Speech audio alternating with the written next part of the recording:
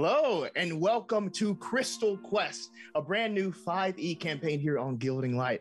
My name is London Carlisle. I'm an actor, TTRPG enthusiast, and I am so excited to be dungeon mastering for these wonderful people that you see beside me. This is a homebrew game, a homebrew world, really inspired by some of the games I used to love to play as a kid and still love to play.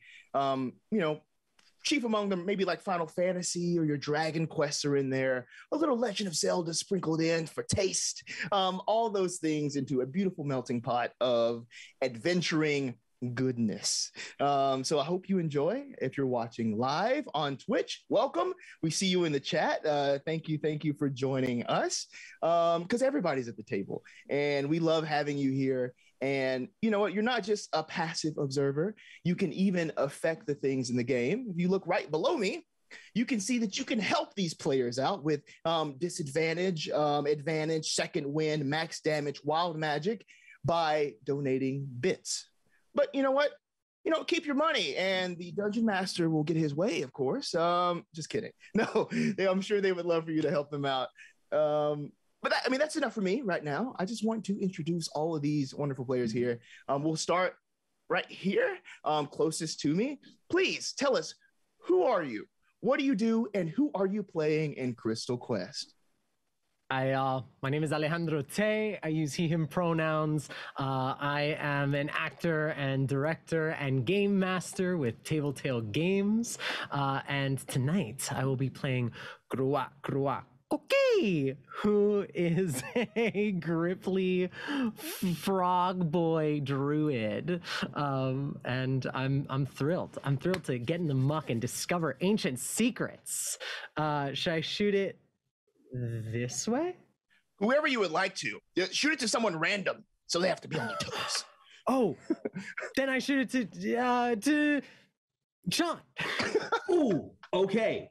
Hello, everybody. My name is Sean Dale, also an actor, director, and I also run a theater company, a small theater company that does voiceover stuff, audio dramas. So yeah, and I am playing an owlish creature. His name is Sigmus Owlish, and yeah, you'll get to meet him. Hey, one more thing before we move on. What is the name of your theater company?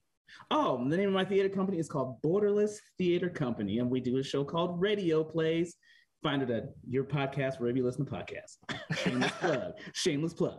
Who are you going to throw it over to, Sean?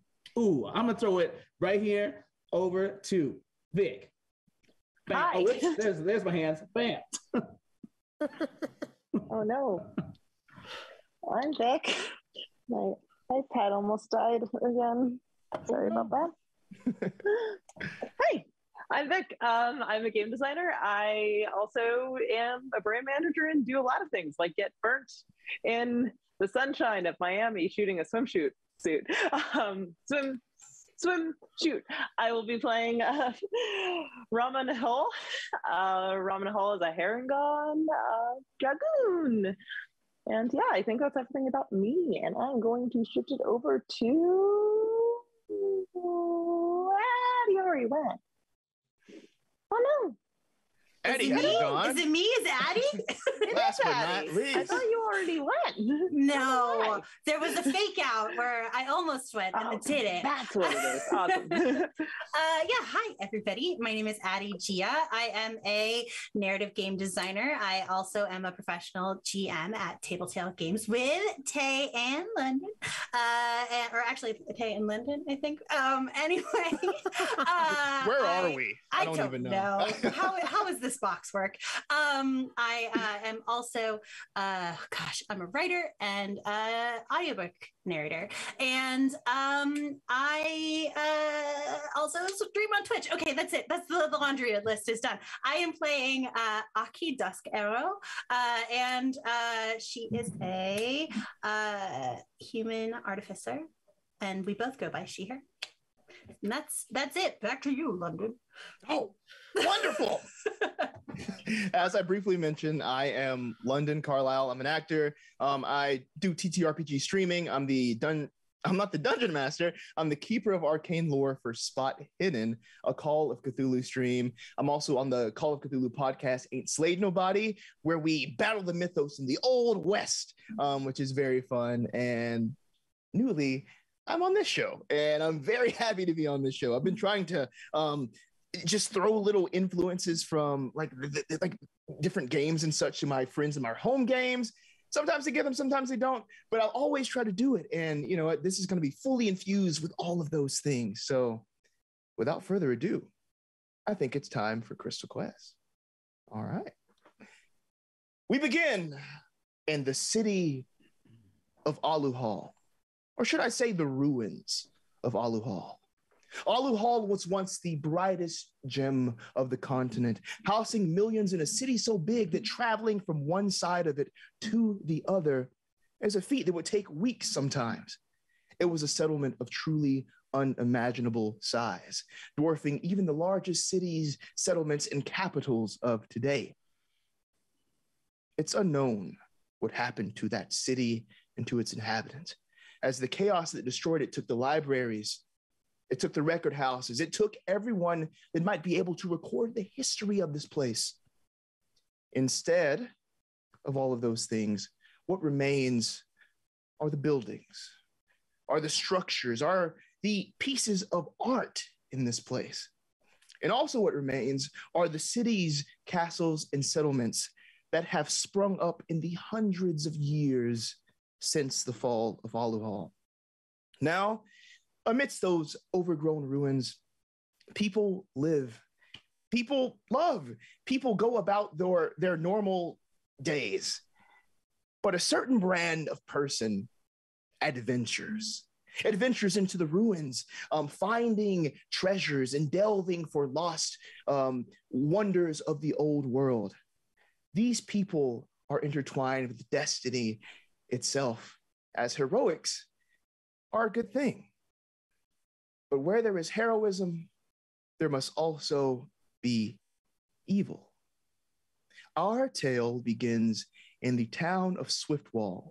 It is a safe and bustling community, probably most famous in the area because of its Axe Guard. The Axe Guard are these axe beak riding sort of police force of sorts. Axe beaks are these large, fluffy, bipedal birds you can kind of ride like an ostrich. They're very quick, they're very fast. And these Axe Guards have kept the community of Swiftwall very safe from the monsters that might ever so often wander out of the ruins. The people of Swiftwall don't have to worry.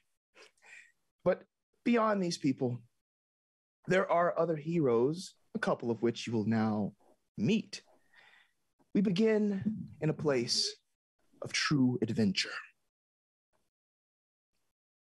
A daycare. We shall move to Mistress Velna's daycare as this smiling woman, very tall. She has deep brown skin and hair that kind of extends from her head in like a light fro. She smiles looking at this room full of children. They all sit on the edge of their seats. Now, Mistress Velna, she's someone that you have to listen to. There is not one kid in this room that does not respect Mistress Velna. There's not one person here that doesn't just give their full attention, not out of any sort of strict a discipline, but out of love. It comes from a place of love. And as they sit on their seats, waiting for her next announcement, she says, "Now, children, as promised, today is Hero Day. We have some very special guests that will be joining us, people that will be talking to you. Do we have anybody in the crowd here that would like to be a hero when they grow up?" You all might see hands sort of shoot up in the crowds as almost every hand raises. Some are, pushing other hands down like, oh, me. You might hear. But she just says, "All right, settle down. I know you're all excited. Let's begin." Now, heroes are of great importance. They extend well beyond the Axe Guard. There are everyday heroes who take their destiny by the reins themselves. And the first person I would like to introduce you to is, she extends a hand out and looks over. expecting, well, not expecting, but, sort of her muscle memory just goes to someone else of human stature. Oh, excuse me. She points to, please introduce your character, Alejandro. Should I mean, I could get on top of the desk if that would be easier for everyone to see me. Please make yourself comfortable. If you'd like to get on top of the desk, please do. Very well. And hopping up onto the desk is maybe a 3 foot and change little frog man with sort of mottled brown skin and a streak running down his head.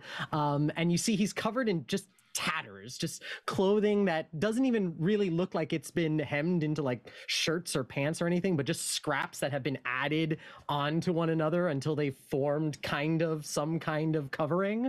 And then clinking at his hips are all of these glass bottles and sort of chemistry sets and strange arcane tools. And then peeking out from behind him is a tiny little blue spiny dog who looks around, and then the tail of the dog peeks around and has a fully ambulatory hand on the back that just kind of like waves at the kids. The frogman sort of speaks up and says, yes, Mistress Velna is very kind to introduce me as a hero. I wouldn't necessarily say hero. I am certainly a delver into certain arcane secrets that the land hides. Within every rock or tree or stream, there is magic, children, and I am Krua. Okay, and I discover the secrets, and then I bottle them into strange potions and things like that that have very vital uses. But more importantly is discovering all that we have lost through the many ages. The very land that we exist upon is a testament to everything that we once knew that we will discover again. Oh yes, and this is Tlatoani. This is my Ahuitzotl familiar. Say hi, Tlatoani. And Tlatoani will like wave again and then zip behind Krua, who hops down. He looks up at Mistress Velna. Was that all right? I'm not really used to public speaking. Well, we'll just take a look at the crowd. And as you look out into the crowd, you see 2 hands that have raised. They're like very eager. You see like a little girl there, a little halfling girl. She's almost like about to fall out of her seat as she's just like. Yes. The excited one. Is your friend magic? Oh, yes, I have summoned Tlatoani from the deep rivers. This is an Ahuitzotl who lives and resides mostly in water, but they can come forth. And would you like to pet him? Mistress Velna, may I pet his friend? And Mistress Velna, is that all right with you? One moment. And Krua will sort of pour water on Tlatoani, and you'll see like the spines and spikes on his back sort of like flatten and get softer. And he goes, all right, very well. And I'll give a psychic command to Tlatoani, who jumps on over and like makes friends with the kids. Okay, cool. May I have a performance roll from you with advantage from this extra friend you have venturing out into the crowd of children? No, not the first roll, and not with a modifier of 0. But with advantage. Oh, okay. Well, that's a 7. Okay.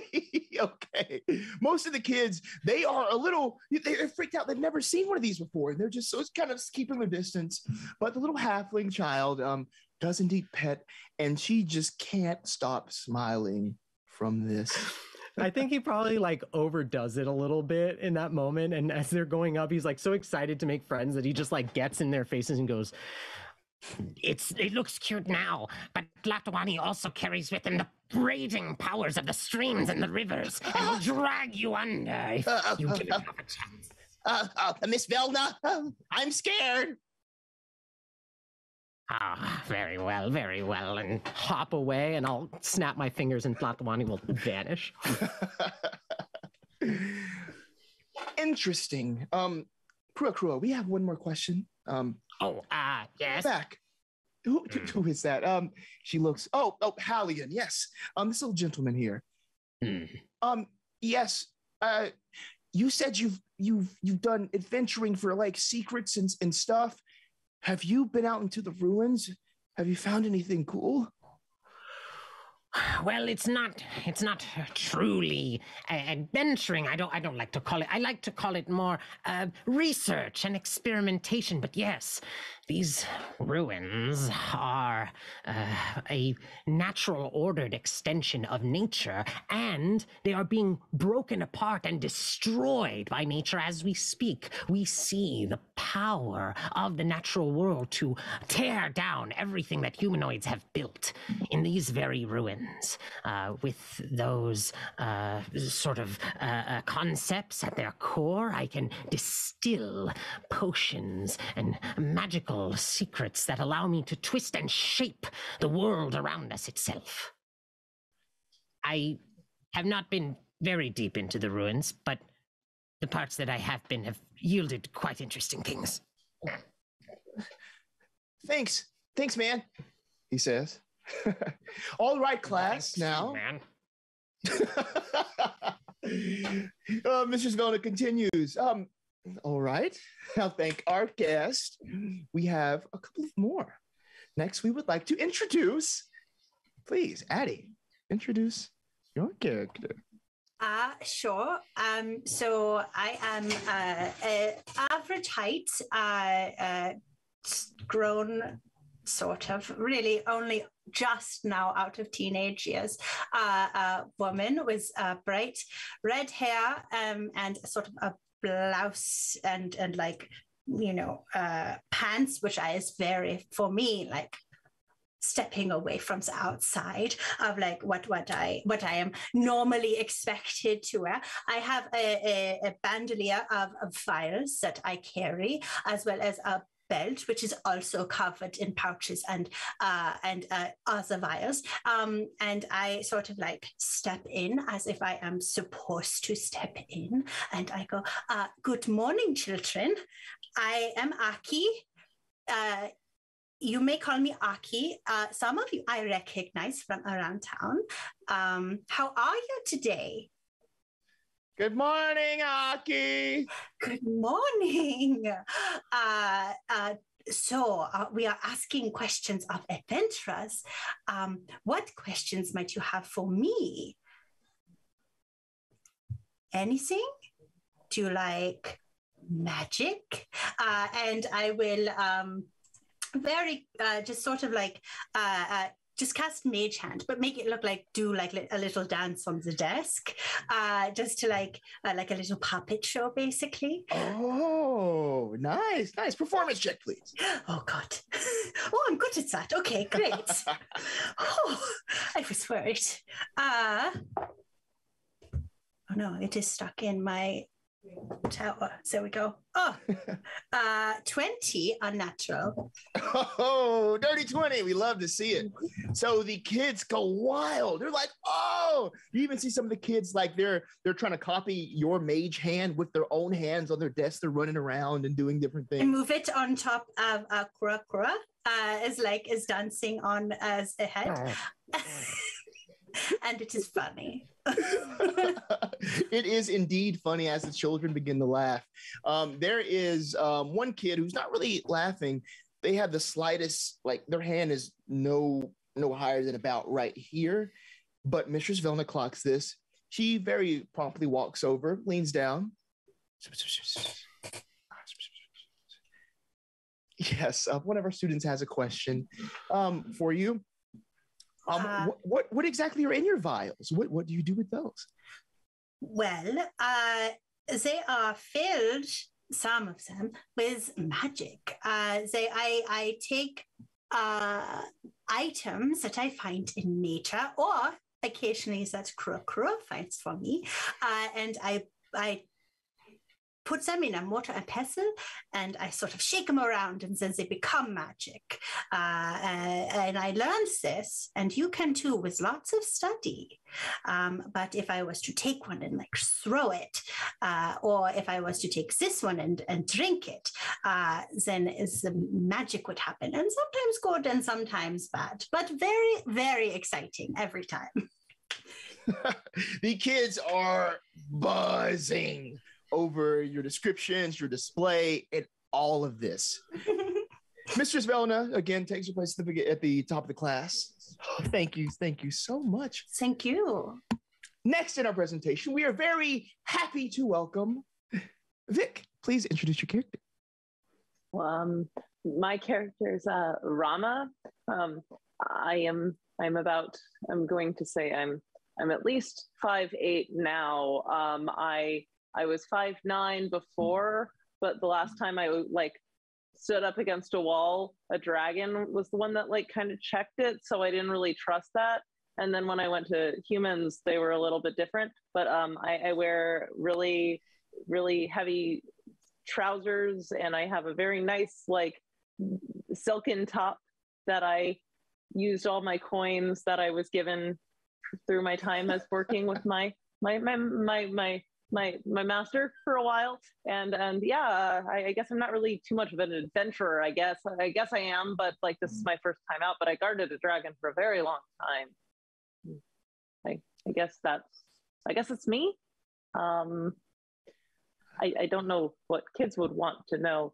What do children want? What are you children? Do you want entertainment? Do you want me to show you how my lance works? And then Rama grabs the lance very awkwardly and is kind of shaking. Public speaking. Also for no, public speaking is not my forte. But hi. Krua is on the other side, just twitches.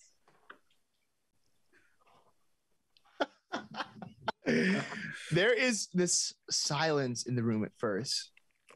You pull out the lance, it's still quiet. Then it's almost like there's a collective breath in the crowd. A dragon is what you hear. A very large and very old dragon that is mightier than all of us combined and can burn us to a crisp. But chooses not to, out of valor and respect and hard-earned, trustworthiness. Excuse me, yes, Rama. What's the color? The dragon color. What's the dragon's color? I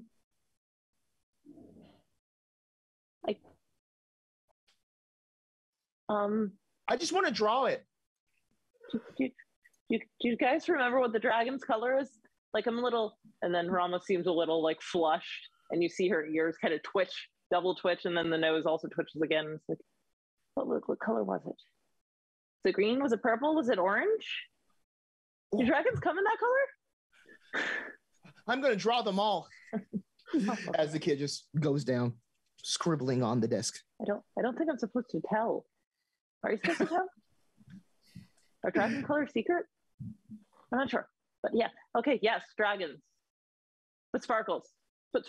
Even if it's just a regular color, please. May I have a performance check, please? Yes. I have to go over here.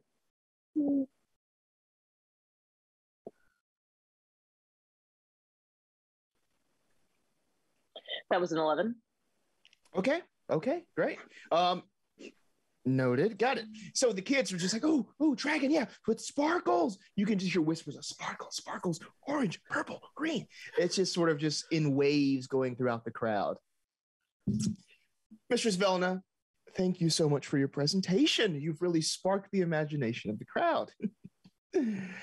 And last, but certainly not least, we have one more hero in today's presentation for Hero Day. Shondale, please introduce your character. Oh, hello, little children. My name is Sigmus Owlish, and I am just so happy to be here with you today at your school. What does Sigmas look like? Oh, well, when they see me, they see a owl humanoid figure. He's got these large wings that are just beautiful, in color, like gold and brown, some autumn tones in there. These piercing eyes that, let's see, are like a rich caramely kind of tone. He's he probably stands about as tall as these kids do at 5 foot tall, but his presence is 10 feet tall.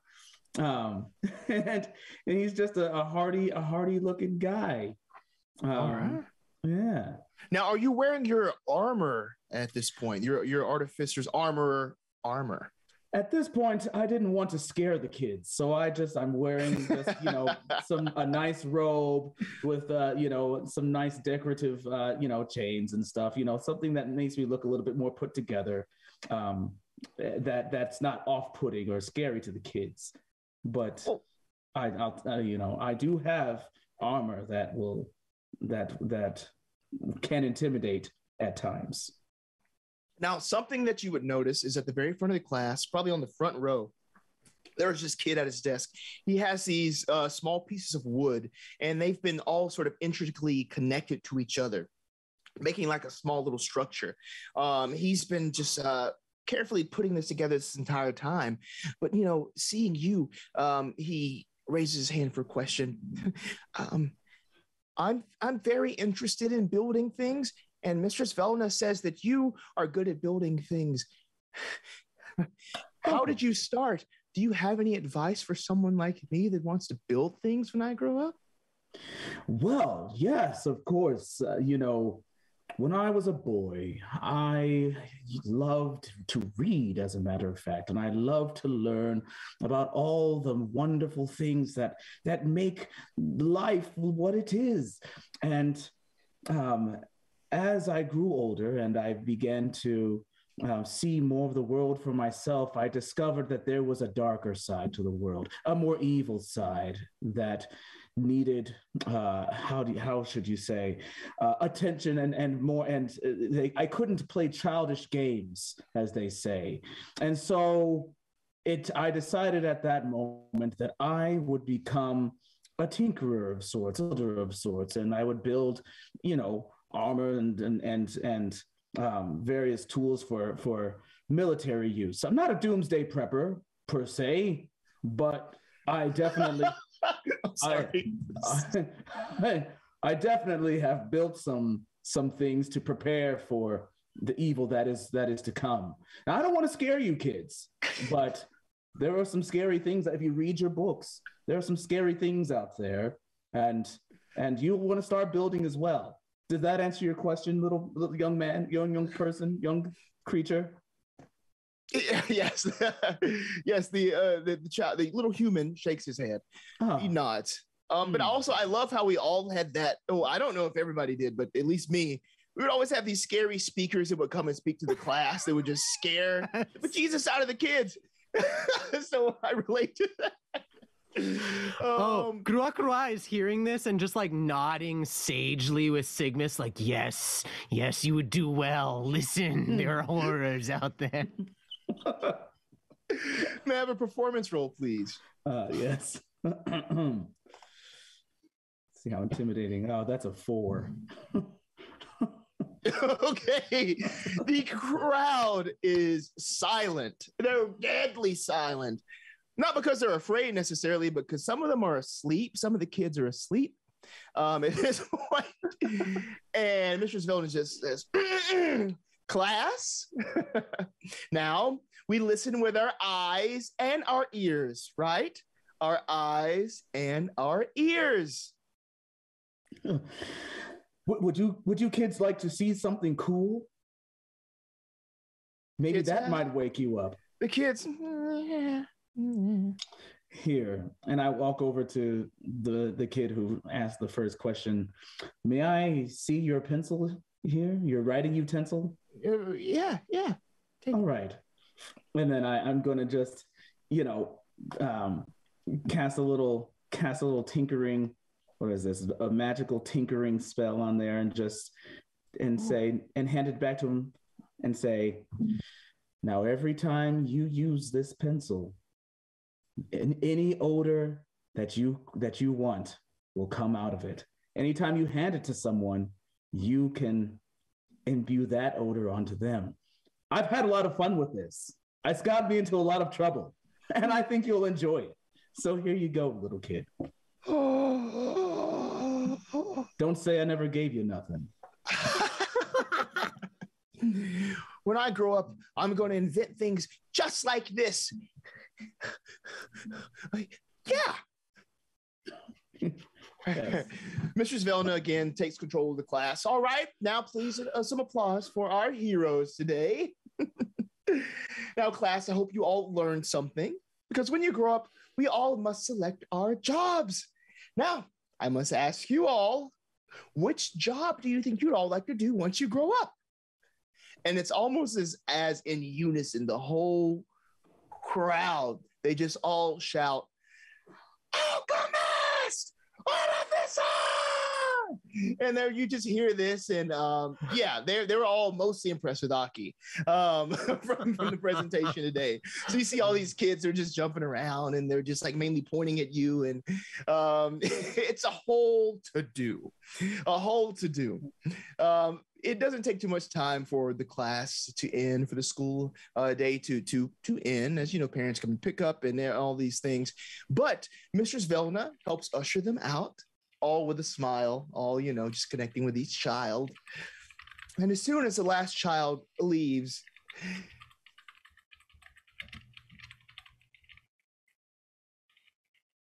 the smile leaves her face.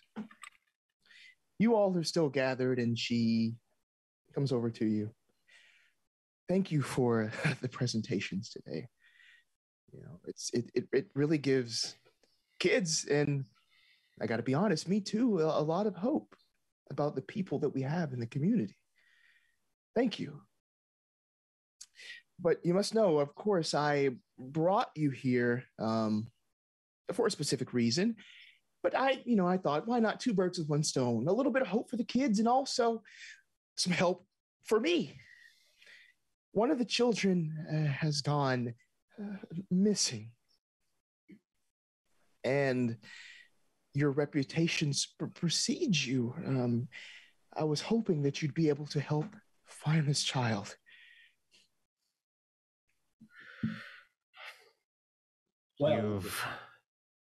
Oh, please, Cygnus, this is far more in your territory. I'm shocked that one of the children is gone. Yes, indeed. This is very, very disturbing to me. I think I'm with you. Whatever, I think we should find this child. How did you lose your charge, Mistress Velma? Well, listen, I take good care of the children, but it's almost as if this child was carried off. Listen, his name is Mon. Little Mon. He is a human boy, and just yesterday, he seemed to have been carried off. I found some mysterious tracks near the daycare.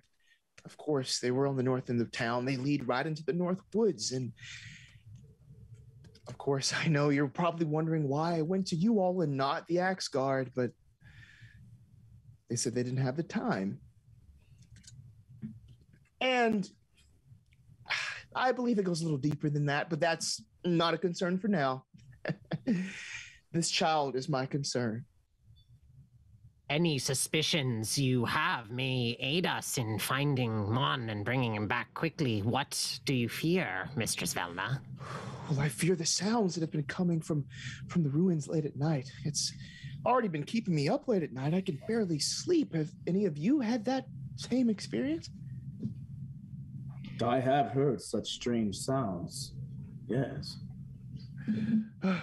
And you, Rama, you've spent time outside of Swiftwall. You're new to the area.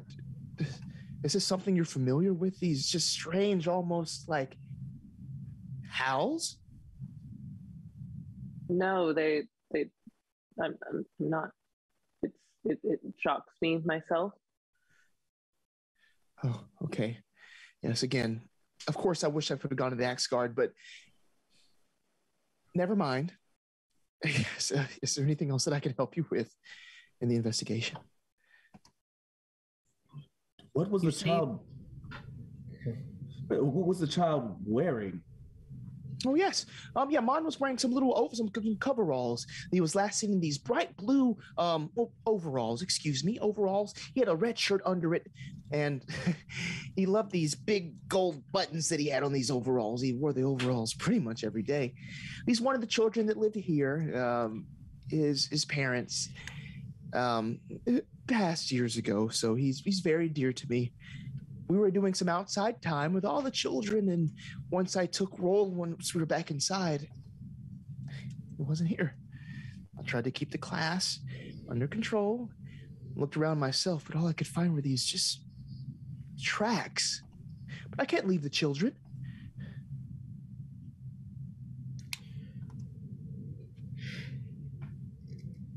You didn't witness anything while you were outside. I assume it was a recess period or something like that? Right, yes, and I didn't see anything. While we're sitting here talking, I'm already mentally commanding Tlatoani to like go out and like scope out the tracks that she's talking about, and I've instructed him to like try and like not touch them or mess with them too much, but just to like get a visual, sniff around, see what he can determine, and then pop back. Okay, cool. Yeah, let's do a survival roll from you. Okay. This will be from Tlatoani, which will be interesting because he's not great at that. Okay, an 11. Okay. But yeah, so he comes back to you. These tracks are very evident. I'm not sure, like, how do you communicate? With Tlatoani? Yes. Completely mentally. Yeah. He doesn't speak, but he does have like very limited sign language with his sort of dexterous human hand that's hanging out on the back of his tail. Yes, tracks are very evident. Tracks everywhere. Can't miss them. All right. Cool. I like clock that, and I sort of just like nod to the rest of the group, like we'll have something to investigate after we're done asking her questions. Whew. Any more questions? I know time might be of the essence here. Do you have any items that remain of the child in your like maybe in his cubby or in his on his desk or something?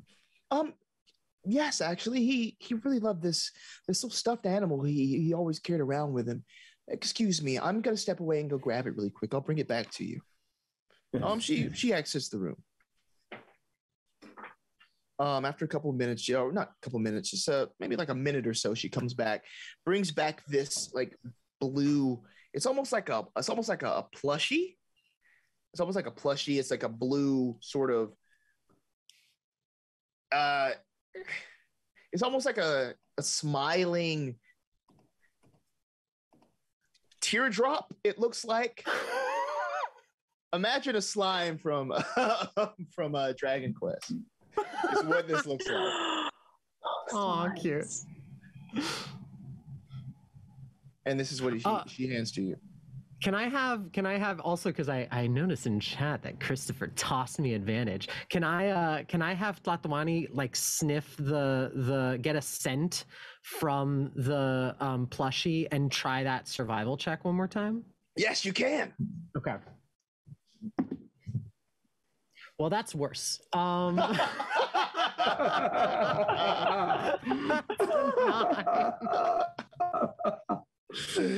There might be the faintest focus. hint. There might be the faintest hint, but it's a toss-up.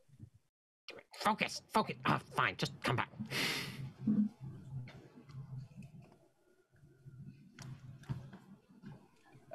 That's the information you have. Okay.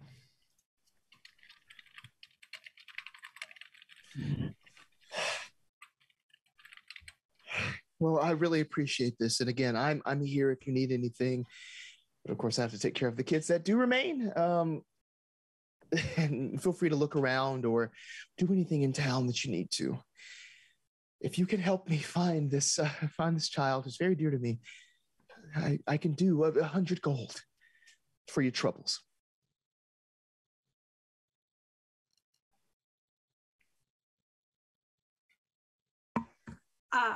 Of course, I would not. There's a child in danger. I don't know about the rest of you. I am feeling. I would put my portion perhaps back into the school or something as well. Or this child, when we find him, he has no parents. So I'm also quite surprised that the school has this many resources. Perhaps I should look into teaching. It seems like a much more lucrative profession if you're able to shell out 100 gold for I mean, no, it's good. It's just great. for a missing child. Quack, no, I understand. I'm just saying. This is a very reasonable price for a missing child. Oh no, yes. It is absolute. Oh, it is far beyond anything I would have expected. Mistress Velna, maybe later we can discuss your contract here and just what your experience has been. If there are any more research positions at the. Oh, it's a daycare, right? All right, well, look into this later. But excellent question, my friend. I think that you're on the right path. That a steady career in education is never bad. I have too many things to discover, and frankly, these ruins were begging for deeper research and study. Anyway, I too shall gladly forego this payment if it gets us any closer to these ruins and getting to take a peek at some of the things within. I'm getting quite itchy, friends, to get in there and see what we can see. I mean, find the child, of course. That is the priority. Of course. I'm sorry. It's hard to find people around here that believe in this place. The education of the children is very important, and I honestly don't have a lot of supporters around here. The fact that you would forego that, even think of foregoing that payment, means a lot to me. This is my coin, I must admit, because I believe in educating the children. I believe that it's my destiny to ensure that they have a chance at theirs. Thank you. So then the salary here isn't that. Okay, all right. Well, that's just good to have that cleared up. Thank you, Mistress Velma. You're welcome. My friends, maybe we should discuss a plan of action, how we should go about finding this child. Yes, and more information will help us as well. Perhaps we can discuss outside where we can also investigate those tracks. Yes. And who has the little doll? Did I? You can have it if you want. I had Latawani sniffing it, so I'll chuck it over to you. Oh, okay. And I'll just look at it and see if there's anything I can do with it. But yeah. Okay, this might come in handy. Maybe the scent, if your dog hand creature has picked up anything, we can use that. Subtle, and no, his olfactory apparatus at the moment is coming up short in this particular instance, but I am sure that we will discover something. Come. And in foregoing the door completely, Krua will just like open the window and hop out very nimbly. She's like, what? Come. And I'll try and like rush everyone over to the tracks. Cool. As you move outside, again, as was learned, the tracks are very evident. They are there. You're on sort of the north end of Swiftwall here. The nearest thing to you are these north woods that have sort of sprung up, and it's intermixed with these large pillars. So it's like tree and pillar intertwined. It's like nature and old civilization sort of melding and meeting. It's sort of that overtaking that was mentioned in the presentation earlier, you know, nature sort of reclaiming is what this looks like as you look out. But those tracks that are deep, pressed into sort of the mud there, that's not too old, not too fresh, but, you know, just right for the perfect impression that leads out north, out of Swiftwall. Are they humanoid tracks, monster tracks? Are we seeing boot prints, claw marks? Yeah, so these aren't humanoid, but I'll take a nature from everyone if they would like to give me that. Happily.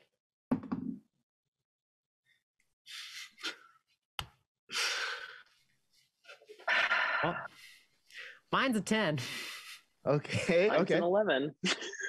Okay. And mine's an 8. I hate to say it because I've already rolled really well, but it is a 21. Hey, at least someone did. I'll take it. This is great.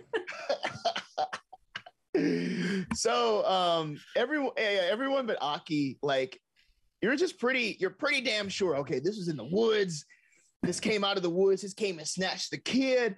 We've all read these fairy tales. We've all seen the media. We played the games. There's some hungry wolves that came out of the forest and took this little man. No. Aki specifically knows these aren't wolf prints. They're dog prints.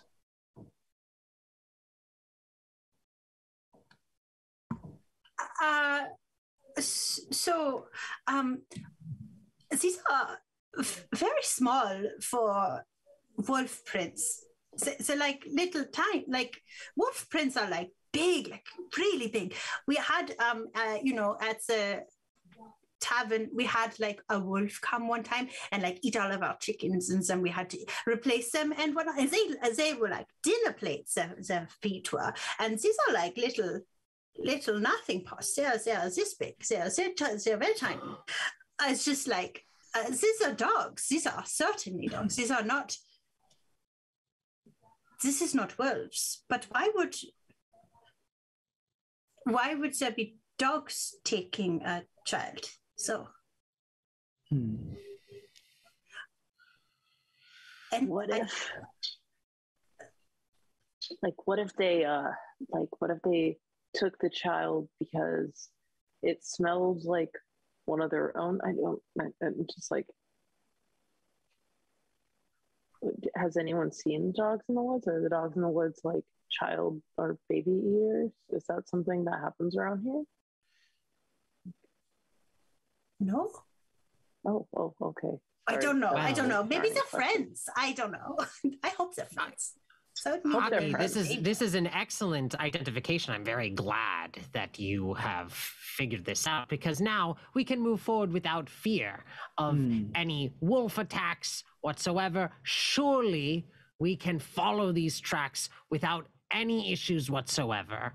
There will be no problems. Let's just go find. We will discover the answers to our questions if we just follow the tracks, and it's just dogs, so it's fine. I am relieved because I was nervous because I have never actually been outside the walls. All of the things I've done have been like in town, but I know that you go out all the time, and so you would know that there is no dangers, and that is good because I am. Oh, no.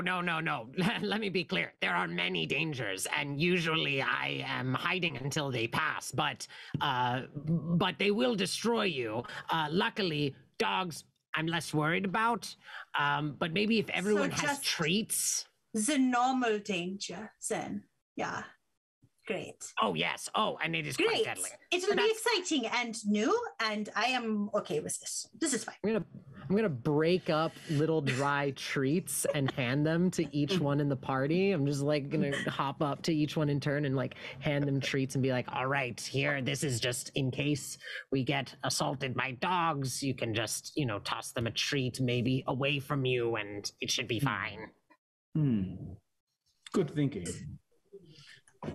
I take some and I put some in my pouch. The dog doesn't like it? This is a very good question. What if the dog doesn't like it? Oh, then you'll probably be bitten. Oh. Okay. All right. Boing, boing. And he's like, gonna start hopping off into the woods. Oh, y'all are awesome. Y'all make my day. Hopping off, bounding off into adventure. As Kurokura mentioned, there will be no random encounters in the overworld map because, we don't need action and adventure in a game of Dungeons and Dragons. Anyway, we set off the road to the north. Now, as you're leaving Swiftwall here, I'm going to ask for a survival check from everyone as we're following these tracks and venturing out from the safety of the jurisdiction of the mighty Axe Guard on their fast birds that run around and protect the populace. Dirty 20. Ooh, okay, cool. Got it.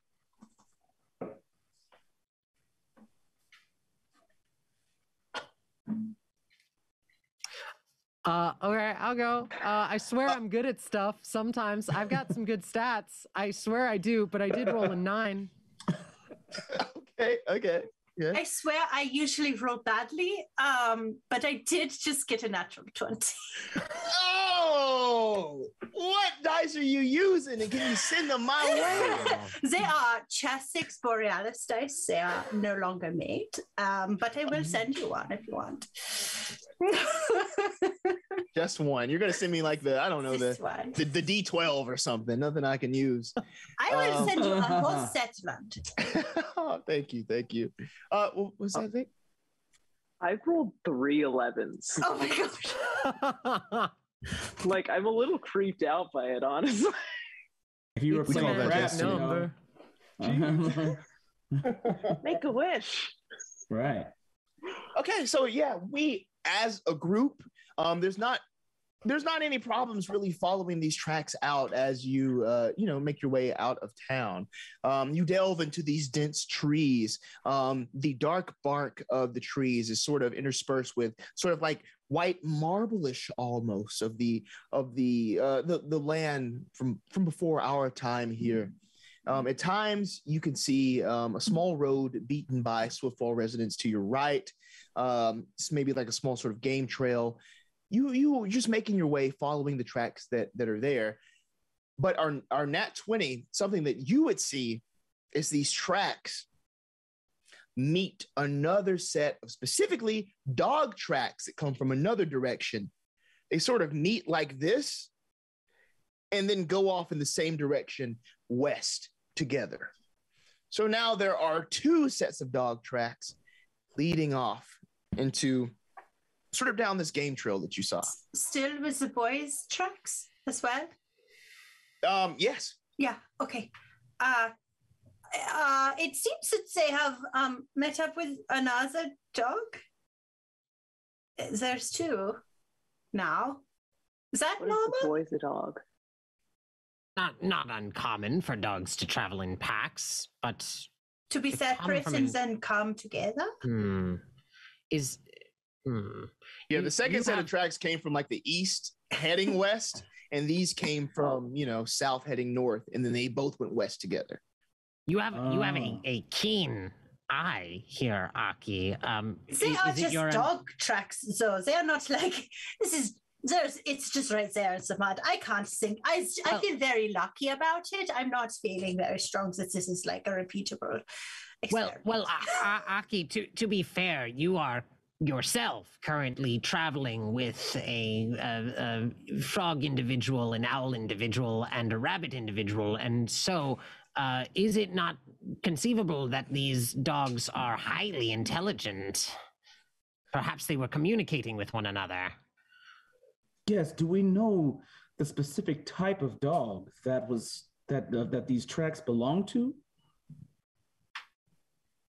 Oh yeah, are we getting any information on breed? Or are we getting like Right? Is this? I'm on the. Is this an get a intelligent Purina dog show Right. kind of running commentary here? Right. I'm trying to think dogs. of a dog to compare the size of this to. Hmm. Is it like a medium dog or like a big dog? Yeah. Should we be pulling out our weapons Like a right about now? Is Like it how big is this dog? These dogs. It's like a medium large sized dog. Leaning on the end of large, but not huge, not like a Great Dane or anything. Like Like- a husky. Like or an Irish wolfhound? It's not an Irish Wolfhound, not that Okay. big, not that large. like a Saint Bernard or something. Oh, that's huge. I love it. I hope so. See, all you got is the paw to go off of. So from the paw, you know that it's not a little dog. It's not one of those ankle biters. No chihuahua. No chihuahuas. Okay. That would be hilarious if we were following a Little pack of chihuahuas? into the woods. You're vicious, man. They probably have They'll multi-attack tear you up. because they're very fast. I had an ankle biter the other day leaving my apartment. Literally? That literally bit your ankle? Yes. What? No. It's the only time it's ever happened. Oh my god. I was like, excuse me. I don't even think I reacted outside of looking at the dog, not the owner, and being like, excuse me? I can't speak with animals. Right. All right. Well, I guess we can now look for 3 things, which makes it easier to find them. Perhaps. Well, they're clearly headed somewhere very specific and together, so They're organized. whatever is at the end of that seems very interesting and intriguing to me. It could be very exciting. What if it is something new or something? Let's go. As we're heading forward, I will send Tlatawani ahead as not like as fast as he can go away from me, like out of my range that I can communicate with him, but just enough to where if he sees anything and if anything sees him, the first thing they see is a dog-like little creature. Ooh, okay, gotcha. Venturing on, so sort of where this path goes off west now, it leads downward through some brush. So the first thing that would be encountered is, well, the first thing that would be noticed is the glow from this area. There is a light sort of fluorescent blue glow that's emanating from this small hollow just west off of this road. There are patches of what appear to be like some sort of flora. It's right in front of you, glowing. For a moment, it seems like you found perhaps these creatures that you're after, but no, it's just plants. It's a massive swath of mushrooms that just cover the ground and the trees that just sort of just stretch out in front of you.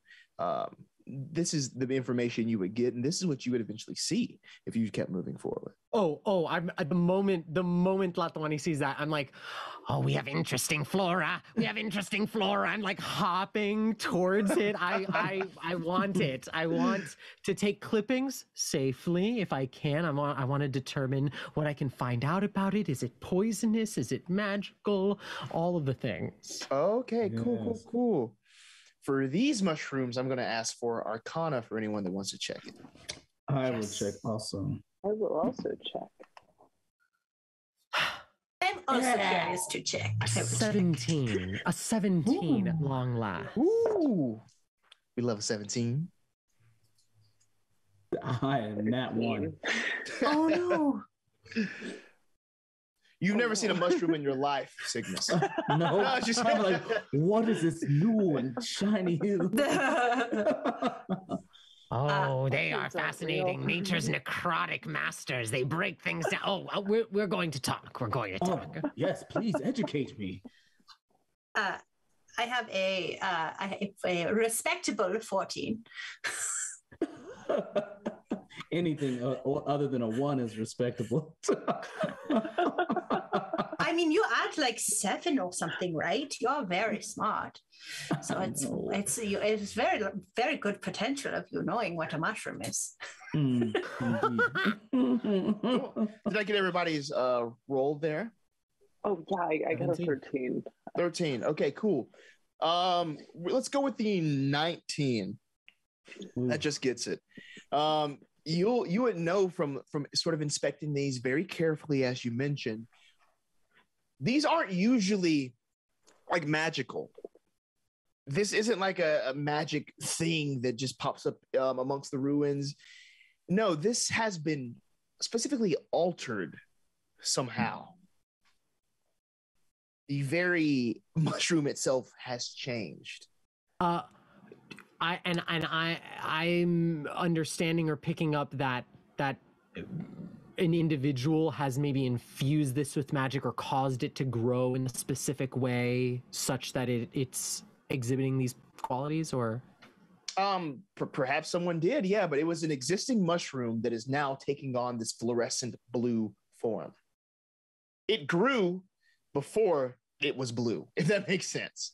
That right? Oh, I gotta take a clipping. I know this is a bad idea. Alejandro, know this is a bad idea, but Croat needs to take some samples. So does Sigmus, because in his ever his search for knowledge, his never-ending search for knowledge, he's got to get over here. Yes, I must learn what these things. You called them mushrooms, you said? Oh, I don't know what these are, but they were mushrooms at one point, and we're gonna find out together what they are now. Yes, we will. Just clipping away. Yeah, I just want to see how dexterous the fingers are to clip and take these things. I'll just take just general dex from either of you, from both of you. That's a 9. Okay. Oh, that's a 10. Okay, yeah. So with a small little clip, it's not enough to disturb any sort of defense mechanism on these mushrooms. But again, you're pretty much, you can see them just covered out in front of you. But anything heavier than what you've done could cause some reaction, just from the care that you've taken, looking at it, examining it, just knowing what you know about mushrooms. Krua. Rama, your late patron, may they rest in peace, did they have any kinds of defenses, sort of natural defenses, suffused magic defenses, apart from yourself, of course? You want me to eat the mushroom to see if it's poisonous? Whoa, you said it, not me. But I mean, if you were gonna, I wouldn't stop you. I'm just saying, no. That sounds like that would be a bad idea. I'm just wondering if you've seen anything like this before. Oh, that makes more sense. I've not, yes, but not necessarily like that. I guess it was a little bit different. Familiar, it's like eerie, like that. The atmosphere of it's the same. But if you're referring to mushroom, yes. Not now that you mushroom, said something about eating a mushroom. I'm just curious about if that was an impulse you had, and maybe if you wanted to follow it, and if I could take notes. Yes, no. So with my late patron, one of the biggest things that we focused on was if things seemed a little off to them, I would test it out. Like, I think in more like archaic structures, there's always somebody on the court that will like eat something to make sure that it's like okay. And occasionally I would partake in that discipline for the safety of my patron, especially when people brought them cakes. I don't have any cakes. Don't like dairy. Don't have any cakes, but I'll try the mushroom though. I'll try it out for everyone's good. If you're feeling confident, I trust you. Yes, and if anything happens, we can surely find a way to heal you. Yeah, I was about to say, no, Krokro is very interested in this, but not to be entirely callous, does have antitoxin like at the ready. Well, since everybody seems to be supportive of my very reckless and possibly life-threatening choice, yes, let's go. I want you to do the things that make you feel best, and if this is what gives you confidence, you should do that. I don't know. It's really maybe I'll also glow. That would be really exciting. I would right? very much like to see that. Maybe actually you should try this first, just in case. And I'll hand you an antitoxin for you to try before you take the mushroom. Reva grabs the antitoxin as very, very quickly as it's presented and just guzzles it down, and you can tell she's a little receptive to peer pressure and takes the mushroom and kind of her little buck rabbit teeth kind of extend forth and the tiniest little bite first, but then eats the whole thing and swallows, and then just kind of looks around hoping for nothing bad to happen. Taking notes on soggy parchment, just what's gonna happen? And Super Mario, you grow. No, just kidding. No, but I just want to give a shout out to Christopher J. Fish. He gave the whole party advantage on our next roll here. Cool. Chris, you were a monster. Thank you. Yeah. Okay, but let's from Rama. I'm going to take a Constitution saving throw, and you have advantage for that from the antitoxin that you took. Heck yeah. Look at those throws there. Doing the mini version of it. Oh, there it is. Yeah. Really banking on that your rolls and modifiers are better than mine in this. While this is sort of a just advantage. Jeez. Oh no. Come on, advantage. 20, 30, 20. Yeah. Fantastic. Yes. Awesome. Okay, cool. What was it without? What was it without advantage? It's a 9. Oh no. Oh, okay. All right, cool. You've been having rabbit stew this evening. You save. So this is very unsettling, first to your throat, but then especially to your stomach, as you can hear the gurgle and the but you're going to take, as sharp pain sort of set in very quickly. It's not as bad as it could be. That antitoxin is really sort of soothing everything as well, but that is 11 points of poison damage. And source, that's half from the original. Fair. So this is definitely something harmful. These new altered mushrooms, very dangerous, and there are a lot on the floor in front of you and almost extending up on the trees and columns like a wall that just, it's like a blue glow on you. So this light on me, but imagine this if this was blue. That's what that is. Are there any other negative effects? It was just poison damage, poison damage, yeah. Okay. Just sort of weakened is how this would make you feel as it starts in your head and then makes its way into your stomach for just sharp. But Rama's not glowing or anything. Rama's not glowing. Okay. Just the glow from everything else. We're all hoping. Dang. The opposite of when Roger Rabbit takes the drink. Oh, right. Oh my god. I just kind of start to melt. The rabbit melt. It's the Howl sludge effect from Howl's Moving Castle. Yes. Starts to leak. So I'm witnessing this, and I'm asking you about your experience. I'm doing the on a scale from 1 to 10, all of that kind of stuff.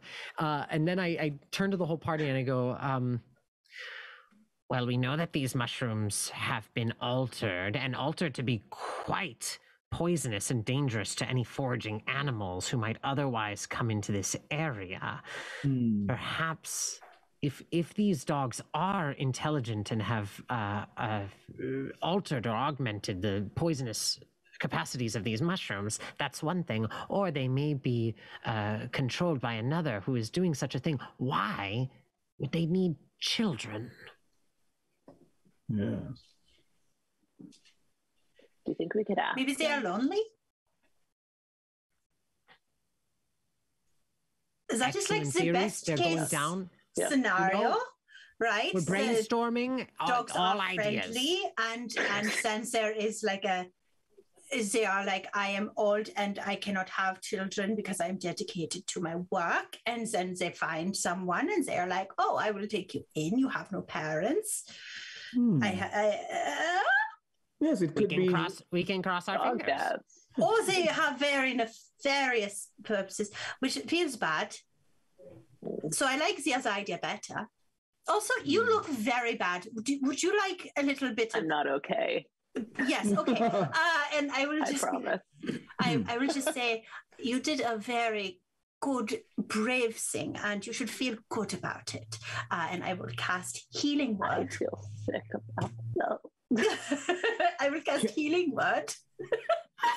DM, can I do like either a perception or like investigation just to see if there are any other like if the tracks, I mean obviously if the tracks lead here, but if they maybe have diverted to another area, or if they've like climbed the trees or something, can I do some sort of... Okay, yeah. In that case, give me an investigation as you're looking around the area. All right. I'm going to look around here because I don't know why they would come through this. I'm wondering, DM, could we all get in on that, and could Christopher's advantage apply? It could, yeah, do that. Yes, do it. Oh, yes. I got a nat 20 too. Oh, well, never mind. I am busy healing, Rama. Save that advantage. Rama, I have healed you for 10 hit points with my words, my healing words.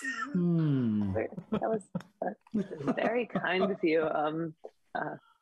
Rama just kind of like perks back up, and there's like a very clear, visible sign of lack of distress now. Like you could tell that Rama's being a little too tough given the circumstances of what was going on.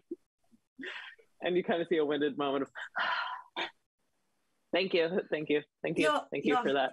You're very welcome. I'm not eating anything else. I am very impressed. Of course, I can always identify something. So if you don't want to eat it, you can just let me know and I will just identify it. It felt like being brave. No, it was very brave. I'm saying if you don't feel like you want to be brave, if we have time, I have the opportunity. I don't want to take anything from you. I feel like you... No. You didn't take anything from me. That would have been. I'm gonna defer to you next time on most of that. Thank you very much. I am very. Although impressed. the natural sciences do applaud your bravery. See, knowing something, but then like not see, but like seeing it is different. So I wanted, like, if you felt like it, to give us more data.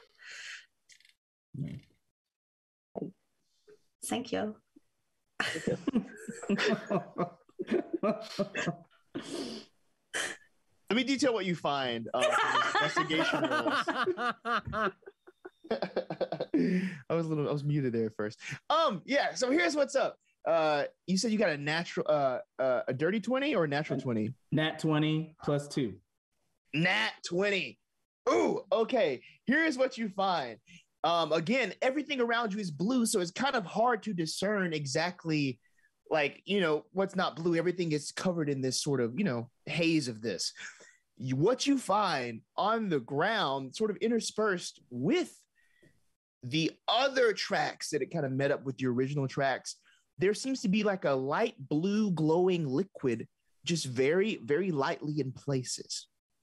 Very lightly. As the trail goes on, as they sort of meet the mushrooms and extend past that to the other side, there's more liquid sort of interspersed with them on that side. But this is really the first time you're noticing this. It starts very lightly and then just increases in volume as you move, continuing west. And what did you get, Kurukua? It was investigation. A 9. 9. Yeah. Doing great today. You can definitely see on the other side this liquid, but the initial sort of lead up, you didn't really catch that. But of course, Sigmus with these keen owl eyes did. My friends, come here. Let me show you this. If you look right here, there seems to be a path of blue liquid apart from this other path, trailing alongside and through these poisonous mushrooms. Excellent work. Sigmus, do you think that these were being, that these drops are from a bag or container leaking, or were they intentionally sort of scattered here? Judging by, DM, would I be able to discern if these were, like the patterns look deliberate or not? With that nat 20, I'll say not deliberate, just sort of circumstance. Okay. Judging by happenstance, I don't know words. Got you. Judging by the droplets, it looks as if it may be something that's leaking from somebody's bag. It doesn't look. It looks too haphazard to be breadcrumbs. Perhaps our mysterious dog, kidnapper. The dog kidnapper. Sounds kind of like a children's story. I think it needs alliteration, though. So like canine kidnapper is like. Oh yes! Oh, excellent! Very strong for like a fairy tale. Yes. You know, after we're done here, we're going to write a children's book together. I can already feel it. You know, the children really seem to like it when we talk at them. So, like, I think we could collaborate on that. That would be well. Really when fun. you talk at them, they really liked it. all of us very much equally. That's okay. I don't need. I like you. I think I put them to sleep. They need a nap. I need more work. They're children. Anyway, let's follow this path. So does the blue liquid go away from the tracks, or do they go together? They go together. Okay, great. This situation is not compounding. We are just getting more information as we go along. So I am going to propose that maybe because I can take to the trees and maybe get an overview, maybe a bird's eye view of this whole thing, and maybe follow the tracks from above. You have a keen eye for detail. I would trust it inherently. Yes.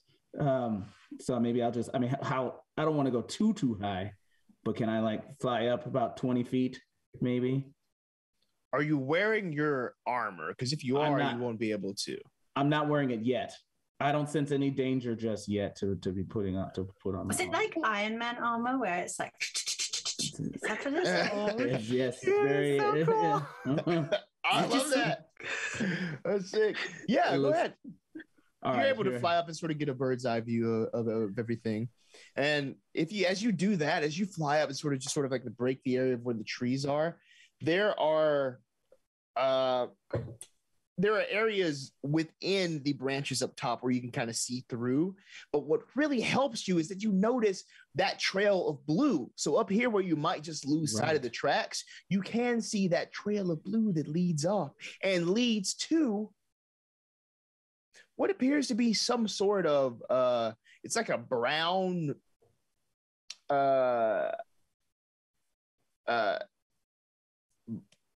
body sort of lying along the path. Definitely canine. And I'll just relay that information to my friends down below. I found a body of a canine-looking creature. Oh.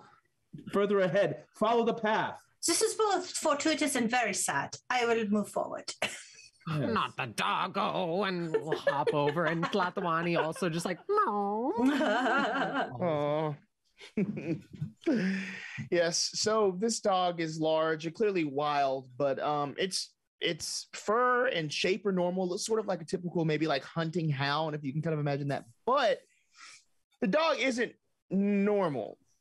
Sort of the gashes on the side of wherever of its wounds from where it died, there's just like this blue liquid that's come out from it. The same trail from before. It glows blue, very similar to the mushrooms that you saw earlier. It's sort of that same hue, that same intensity of light. It comes from this liquid just on this canine body. Could we suppose that the trail we were following was like it was bleeding the blue liquid as it like moved along?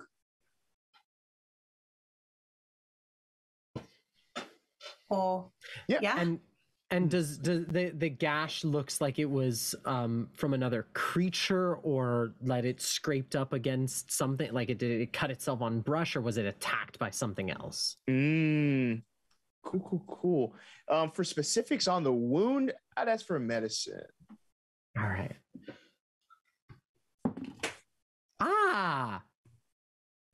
21. That's a good roll. Good job. Oh wow, yeah, wow. It was done from a like a sword. You imagine some sort of short sword. No. Murderers. This poor, innocent, glowing mutant doggo was attacked by a sword. How terrible and rude. And with that 21, I'll say you also find this sort of patch that's been torn away from a piece of clothing or something. It has this emblem on it. It's just like a singular like wing. It's a deep crimson color on this gray fabric, just like a crimson bird's wing on the side. It's not a piece from the Axe Guard's uniform, is it? No, it is not. But history. Ooh, I would love. Anybody would like to? I'll do that too. Yeah, I'll get in on that. I have read a lot of things. Could I also roll? Yeah. Wow, that was just a 7. Someone else probably recognizes it. I don't. I have a 16. History is +4. 19. Okay. Yeah. I would say even. Where'd you get, Rama? Did you roll or? I'm not quite a historian, but I'll. If you would like to, you don't have to, but if you like to. It's just I really don't want to see that. For a second, I thought it was a 1, and then it was a 7. Okay, cool. I would say if you spent any time sort of around Swiftwall, you would have seen this emblem before. This is the emblem of the Red Wing Delivery Service. They're sort of like the local couriers of messages and also packages that go around. They don't just move within Swiftwall. They are pretty known around the area. They travel to the other settlements that live amongst the ruins, carrying just different goods, usually by cart, not by axe beak or anything, but they have just like carts they ride, or some people travel by foot, messenger bags at their side, but they always have this patch on their arm and on their caps and just everywhere of this like red wing, hence the name. Okay.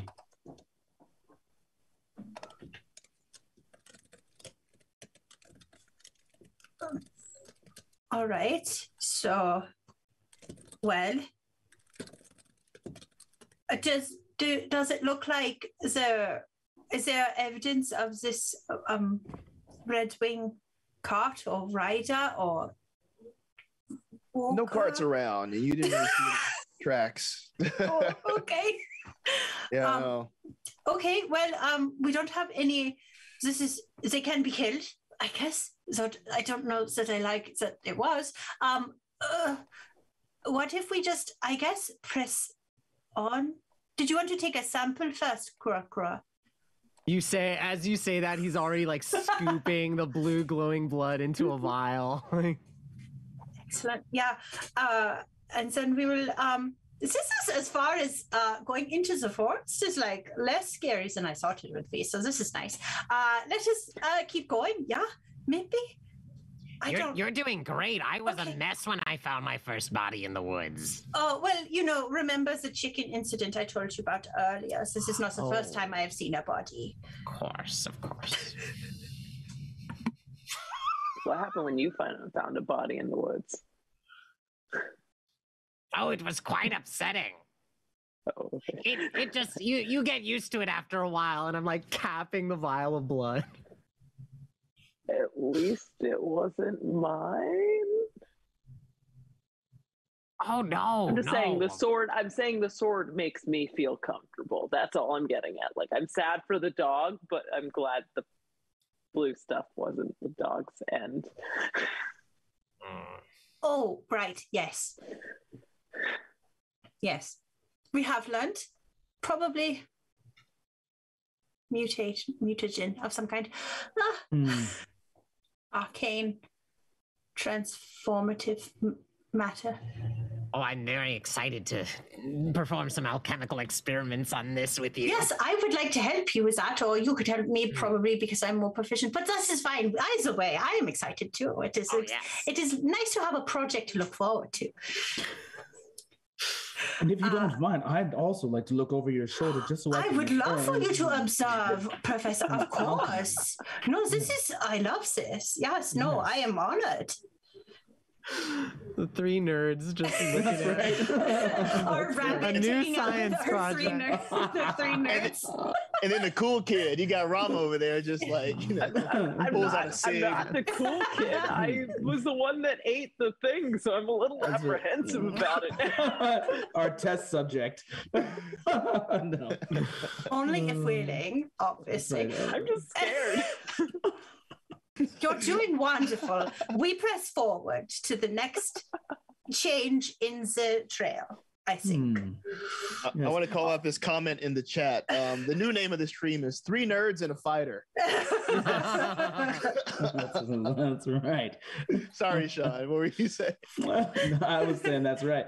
I was going to ask though, is there any more blood trails or anything like that maybe tracks that were left from the dead animal that are maybe on the bottom of someone's boot or anything? I'm gonna do another check to see if there's anything that maybe from Well, in this area, I would say I would tell you that the other tracks, they still continue on sort of deeper in. The original tracks you follow, they continue. Okay. No roll required. I'll give you that one for free. Oh, thank you. Who doesn't love a freebie? That's right. Rocky goes, I goes. I'm gonna hop after Rocky. Yes. All right. The Dragoon is like, did someone say hop?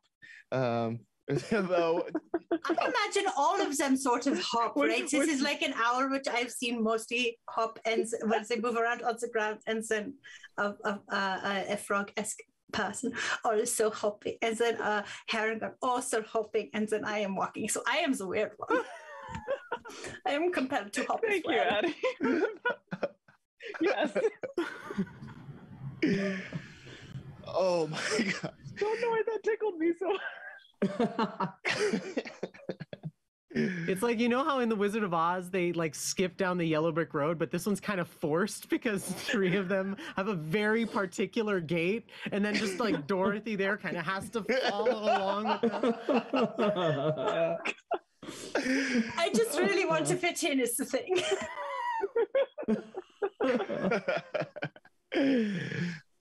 The consistent whooshing and creaking sounds almost like a sailing ship, but you can hear no water. The dim light falls upon what makes the noise, and it's not like anything you all have ever seen before you.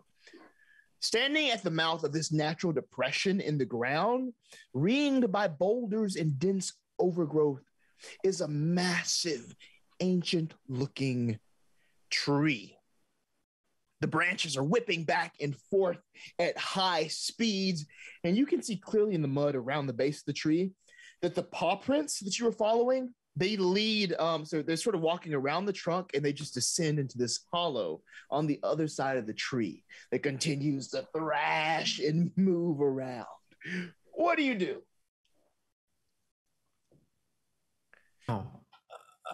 the tree that's thrashing and moving from our vantage point before we like fully go into the depression, does it appear like is it just being whipped around by a wind, or is it animated? It seems to be of its own accord.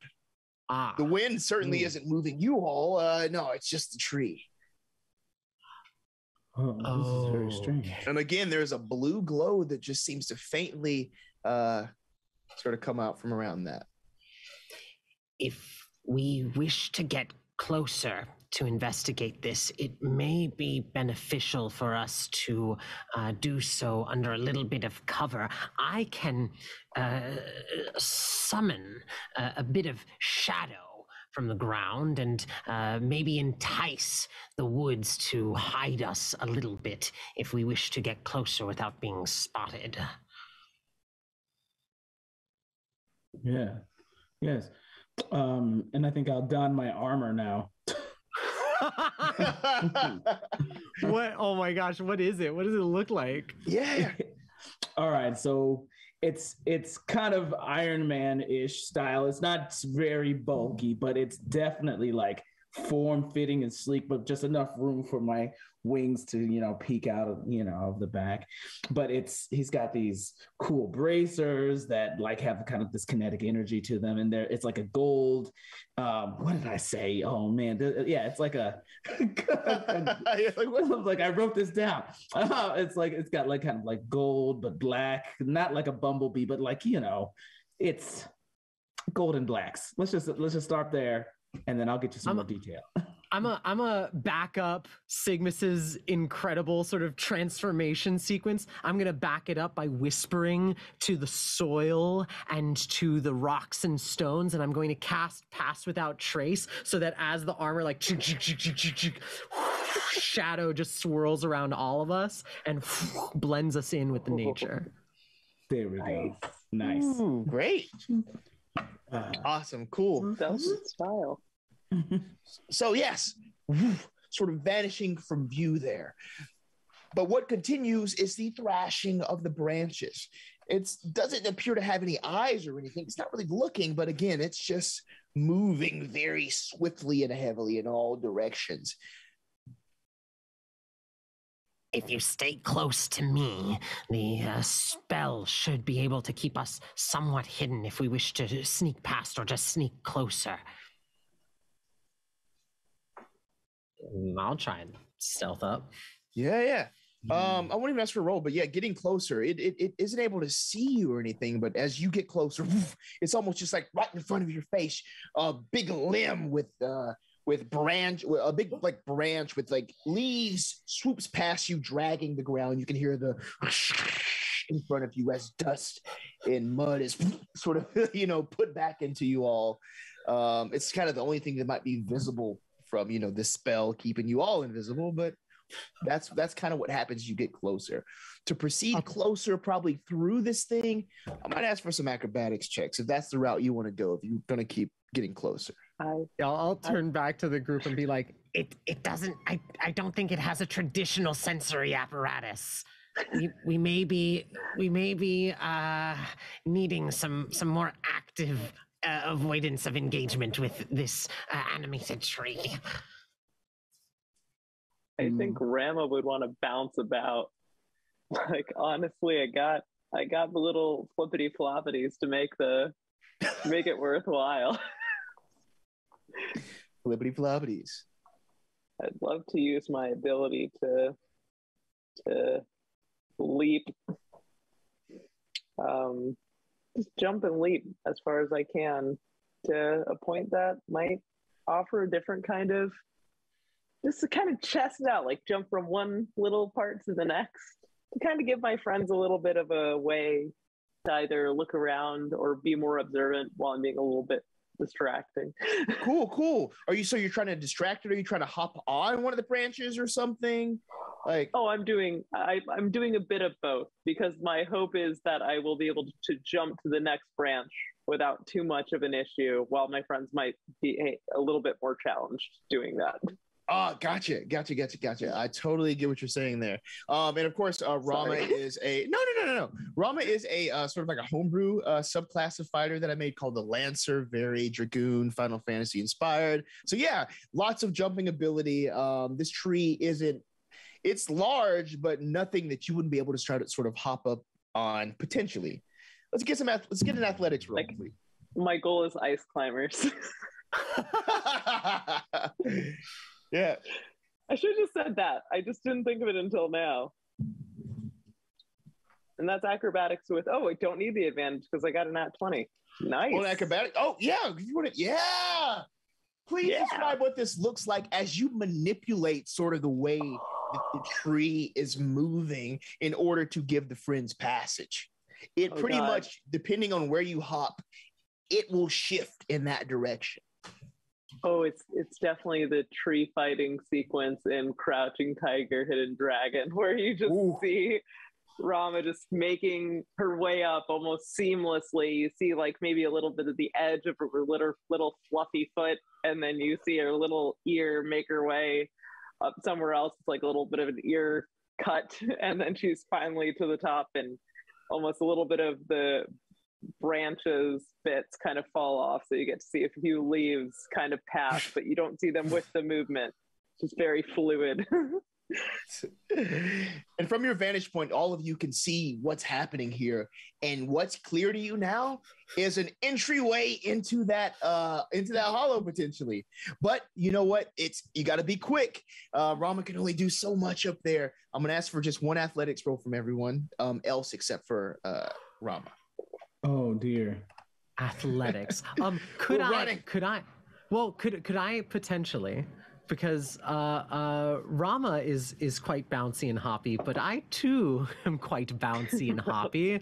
Can I use my standing leap ability as a Gripply to leap 30 feet? Will that aid me in any way?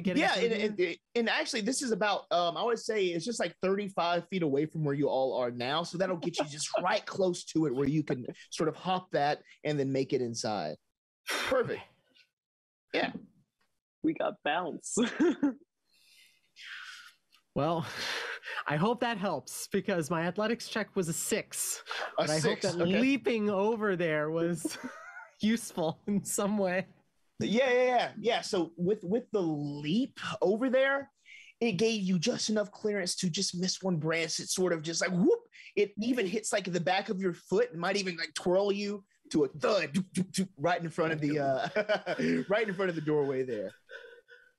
What about with Sean and Addie? What about those rolls? Go ahead, Addie. Well, I'm not built for speed. With advantage that I used from Chris, Thank you, Chris. Thank you, Chris, very much. Advantage. I rolled a 9. I rolled a 9 with advantage because the first one was a 2, which would have been a 1 after I added my negative 1. Okay. 14. Okay, and a 14, a 9, and a 14. Okay, so the 9. Oh, okay.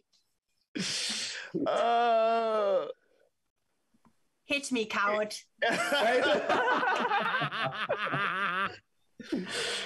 Okay, I guess this isn't as bad. Playing like a lot of Cthulhu, like whenever something bad happens, in my head I immediately jumps like, oh my god, well, they're dead. You know what I mean? But like, that's not the case here. I need to check myself. That's not this game. It's okay, London. It's fine. It's fine. You're hit by just like a stray branch that comes down as Sigmas is able to clear it here. It's simply, just like 2, like it just barely gets you, but it like sort of hits into you, or just like 2, just bludgeoning. Doesn't knock you too far away. No, I miscalculated. It's fine.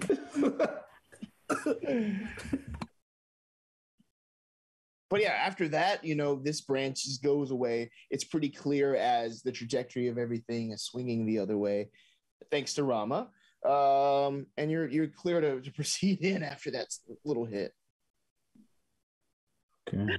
Yeah, absolutely. I definitely do that. I don't want to get hit again, so I'm going into the hole where what could happen.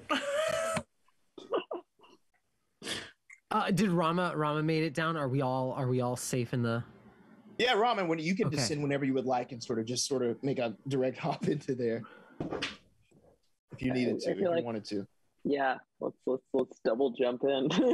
Right. That was so impressive. Is that's a dragon guard training or? Yeah, that was really cool. Oh. Very impressive. Awesome. And she's just very proud of herself and kind of like tufts up her chest a little I bit. seriously would love to know how you did that, because did you see, I got really hit very badly. It's very bad. So, aren't you impressed, Sigmas? Say that one more time. Aren't you impressed? I'm very impressed. You're very extremely impressed. Impressed, yes. This is me talking to my mom. Mom is Sigmas. Anyway.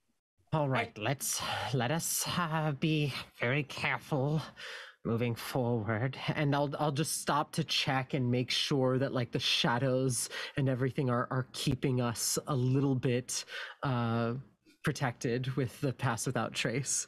Yes, still. As Kura says that, I take a vial out of my like little bandolier. It's just of water, and I shake it up like a little glow stick, and it casts light for 5 feet, and then dim light for another 5 feet.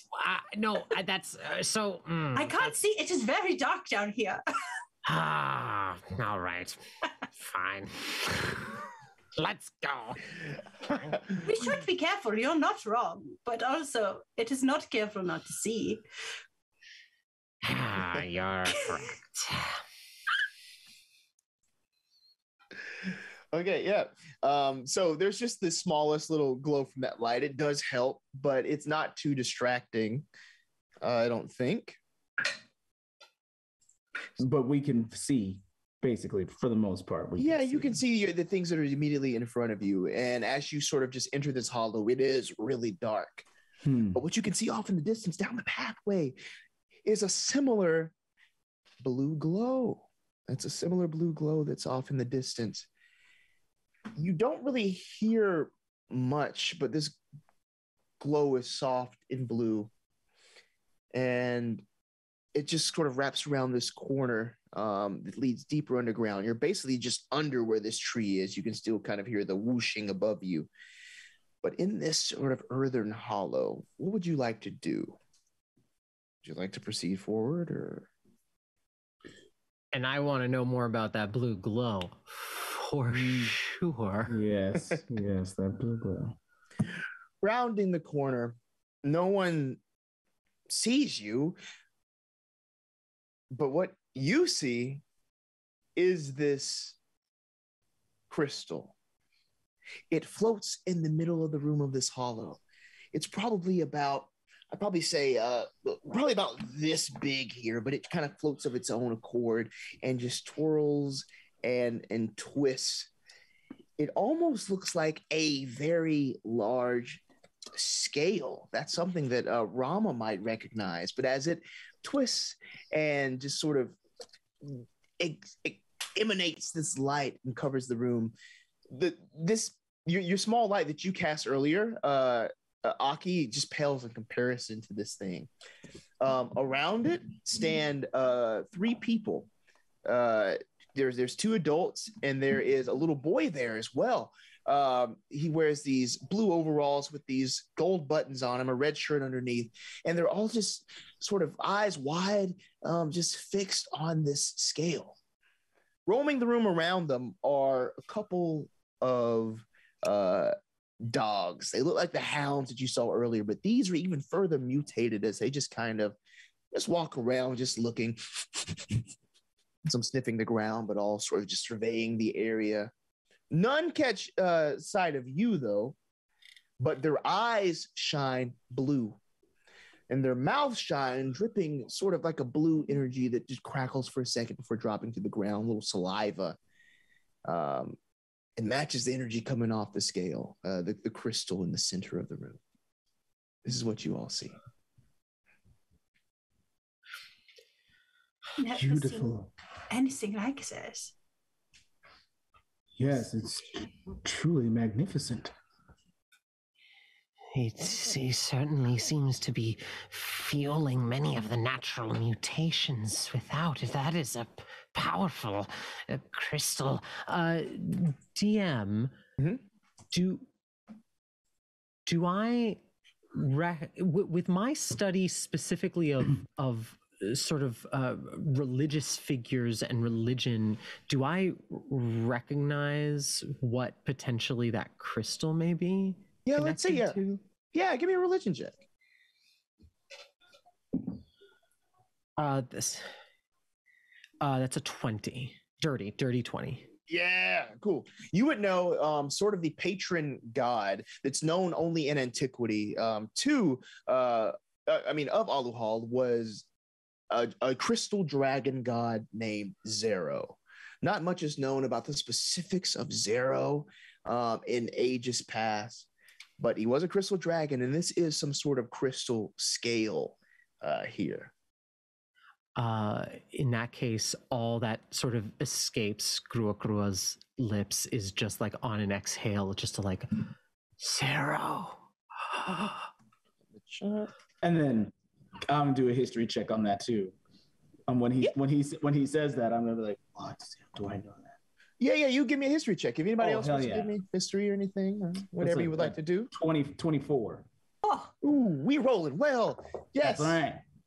Nice. not higher than 24.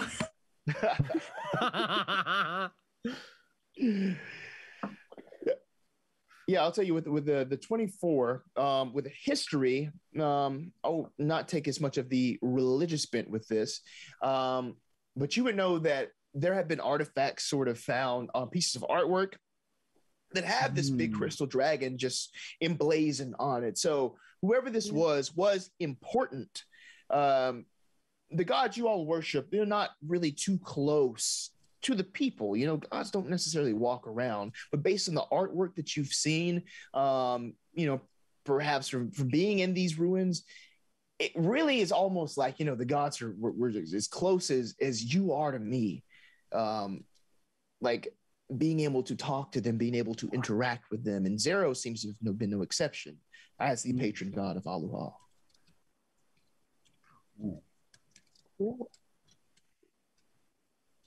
Can we determine if the beings that are there, are they being mesmerized or ensorcelled by this crystal? Are they chanting to it? Are they just contemplating it? Like, what are they actually doing as the hounds encircle them? Yeah. Their eyes are just kind of glazed over. They have a hand reached out, and it floats just high enough for them to touch it. They're just touching the crystal, eyes glazed over, and that's it. Okay, I'm going to cast a message to the little boy. Okay, and I'm just gonna say, you there, child. Do not look at the crystal. Come back to school. Come back to your home. Go to school. Get over here, truant. Or your teacher is calling. Your mother is looking for you. That's all I say. That's the first thing. Go back to school, young child. What you hear is there is a whisper back to you. It's just, don't touch the crystal. Is what you hear back. A simple message. Don't touch the crystal. He seems to have said, don't touch the crystal. Oh, now that's exactly what I wanted to do. All right, fine. I won't touch the crystal. But, well, Rama, things might get dicey in here, and you gained such incredible knowledge. I've been studying the samples of the mushroom that we took, and with that, some of that still coursing through your veins. 1 second, let me see if I can activate something, and I will cast guidance on Rama, using that natural knowledge that we picked up from you eating the poison mushroom. Just in case.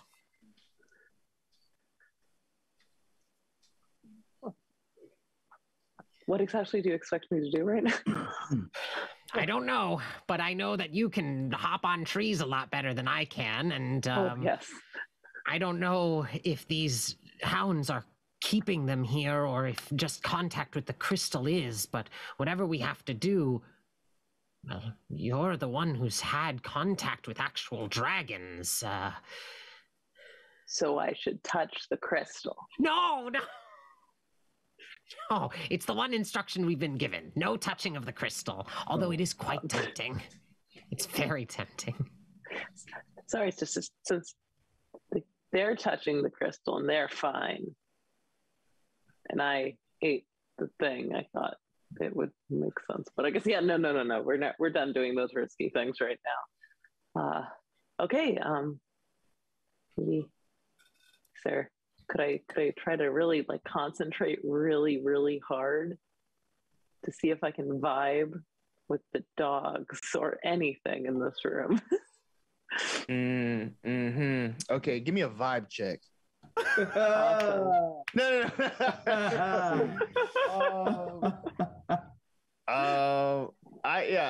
I will take maybe Arcana or Perception, just depending on your sort of angle on this. And you have you can add a D4 to that with guidance. And Arcana or Perception, correct? Mm-hmm. I'm sorry, I just keep dying. My headphone keeps dying. I apologize. Oh, it's okay. Technology. Arcana or Perception. There you are. Get that wisdom rolling. Oh, nice. 19. Or is it better? Or can it be better? No, it's gonna be 19. Did you add your D4 for guidance? Oh no, I did not. So it's 24. Or 23. Hey-o. Nice. Thank you. And which skill did you Thank roll? the mushrooms. Thank the mushrooms. Perception. Perception. Yeah. So I would say, yeah, definitely their sort of like trance-like state obviously is being caused by the skin to skin, like the skin to crystal contact. Oh. Perhaps this crystal can be manipulated somehow. If it's just not skin to skin, is kind of like what you're picking up just from looking at this. Maybe there's some way to interact with it. Like maybe metal won't necessarily be as affected as a person touching it or some sort of cloth. That's kind of like the vibe you're getting just from looking at this and being like, okay, that's what's happening there. Maybe this is another way. Perhaps. Do we think that the hounds are like are guarding them or keeping them there? Like, are they jailers or are they like what are the hounds doing?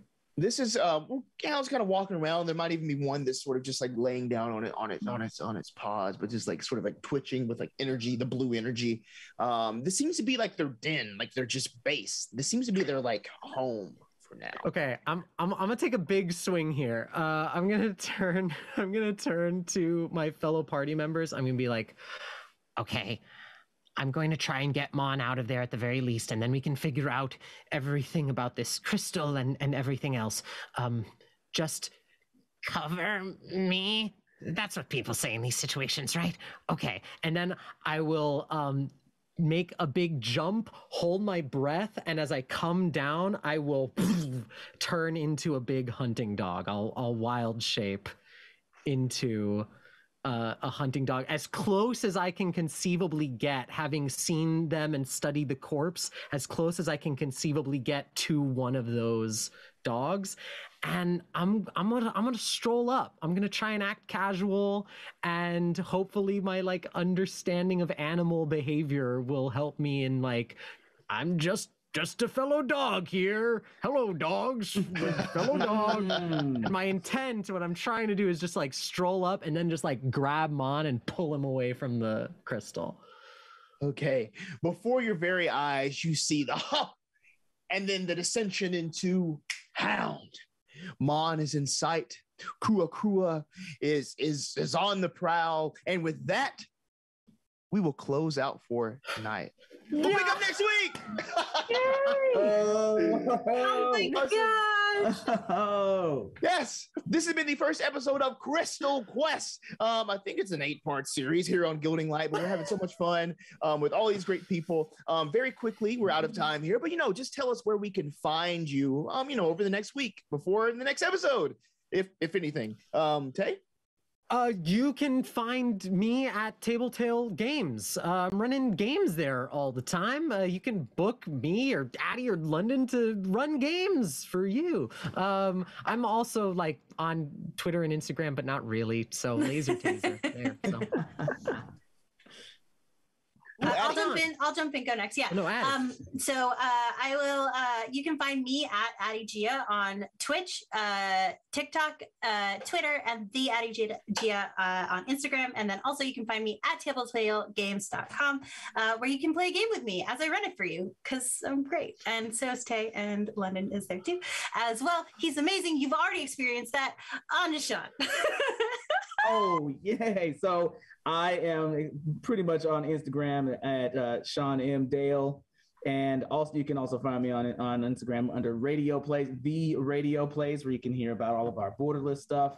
And yeah, on this extremely fun conquest that we're about to embark on. I'm glad you had fun. Yeah. I'm Vic. I'm very excited about all of this. You can find me probably next Friday on Wave the Tail at like 1 p.m. I think Eastern Standard Time, playing Shadowrun 6th edition with friends. But before that, you'll see me here again on Monday. And I'm very much on Twitter, regrettably. Not that major tomorrow. You know what you signed up for by just context clues alone. Amazing. Smile into the void. The name of my memoir, Smile into the Void.